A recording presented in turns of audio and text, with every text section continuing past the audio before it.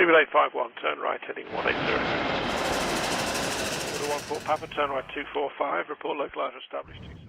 Normal service has resumed, but if you missed yesterday's videos, there was a very interesting vlog, and on top of that, a trip report. Be sure to check them out.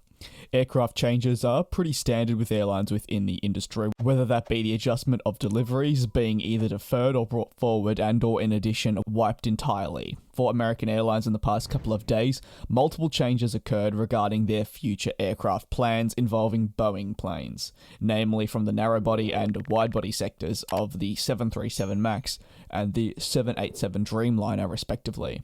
Beginning with the smaller aircraft of the two, the 737 MAX, which has been a highly discussed aircraft over recent years and is now the subject to a Netflix documentary airing this coming month, titled Downfall: The Case Against Boeing. American Airlines noted that they would purchase an additional 23 of the MAX 8 aircraft. These orders have been confirmed following the airline going through with some purchase options it had in the initial deal. Similar to what was discussed on the channel a couple of days ago with Qatar Airways, they announced plans to order up to 50 of the MAX type.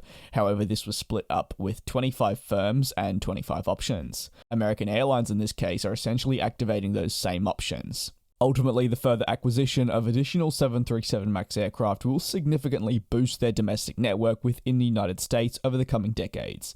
The domestic market I speak of is also a market that recovered substantially quicker than many other domestic markets worldwide, and allowed during the summer of 2021, while US carriers to have a fractured international network, at the least have some normality with solid performance across the country in a domestic sense, something they're hoping to continue.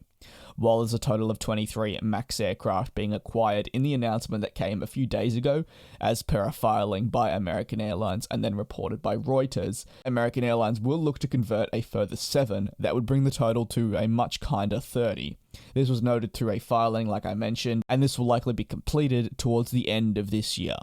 As for the wide-body, the Boeing 787, alongside the 737 MAX, in its own way, it's had a very troubled few years.